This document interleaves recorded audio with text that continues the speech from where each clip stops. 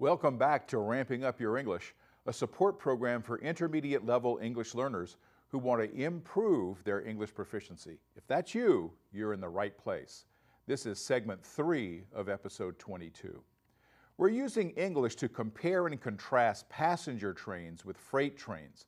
And a good way to organize comparing and contrasting is to use a Venn diagram. We can use this chart to organize our notes.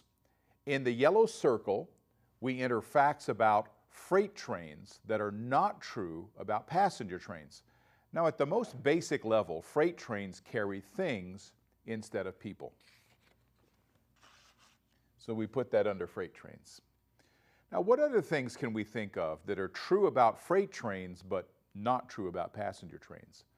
Well, freight trains often run whenever the consist is complete, so many run at unscheduled times.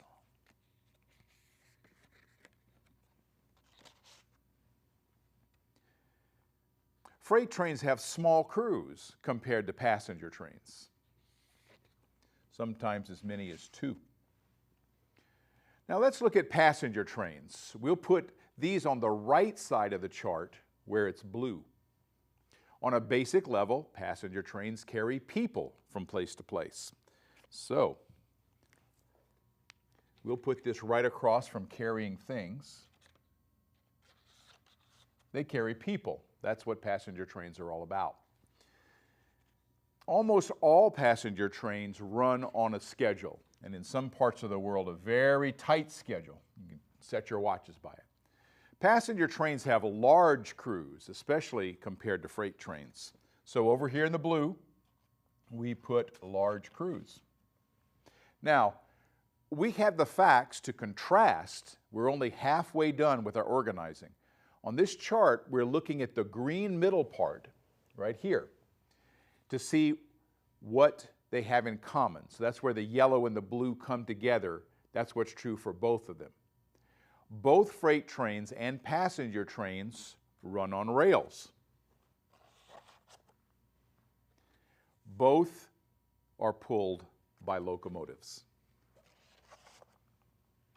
And both of them are operated, you could say, by skilled crews. We'll take another look at our chart and see how this helps us compare and contrast when we come back. This episode is being produced in early 2016. Let's look back at what Let's Create Productions did in the previous year. Here's your host for Ramping Up Your English, John Letts. In 2015, I launched a new series on RVTV. Welcome to Ramping Up Your English. Since my first unit was railroads, viewers got to see lots of train videos. Some of the greatest trackside scenery in the world. Today's function is using conjunctions to show a cause-effect relationship. Gladys Knight's Pips used that when they sang, "Whoop, whoop." 2015 also explored the education scene on Adventures in Education, including hearing from English language learners. And I think that parents should teach their children Spanish and be able to teach them their native language. It's so important right now to be able to speak both languages. And how does it feel to be bilingual? Oh, it feels great. Welcome back to Ramping Up Your English. We're learning to ramp up your use of conjunctions to compare and contrast freight trains with passenger trains. Let's take another look at our chart called a Venn diagram. We've organized information so we can compare and contrast these two types of trains. We started with freight trains, noting that they carry things. We added that most freight trains don't run on a schedule. And freight trains have small crews, usually only 2, an engineer and a conductor. Then we looked at the passenger trains. They carry people. That's not surprising to anyone. Most passenger trains run on schedules, so we included that. And passenger trains have large crews, way more than the 2 crew members of the freight trains. Now we look at freight trains and passenger trains, how they're alike. They both run on rails. They both are pulled by locomotives, and another way that they're alike is that they both have skilled crews. Now we're ready to make some sentences comparing and contrasting these two types of trains. We'll start with information in the middle. We'll use this information to make a statement of how they are alike. So just focus on the green part right now. Freight trains and passenger trains move on rails. Now let's look at one of the ways that they're different.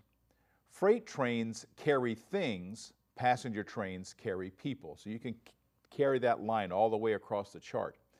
Now, here are some important words that you need to show relationship between these facts. Both is a word that shows you're comparing. It's important to this part of the function. For contrast, we can use the words they differ in that, and this word is used to join those to show contrast, the word whereas. So let's start with comparing and then contrasting the first things on our list. While both freight trains and passenger trains move on rails, they differ in that they carry different payloads. Freight trains carry things, whereas passenger trains carry people. Now let's use the third set of facts from our list. While both are operated by skilled crews, they differ in the size of the crew. Freight trains are run by a small crew, whereas passenger trains have large crews.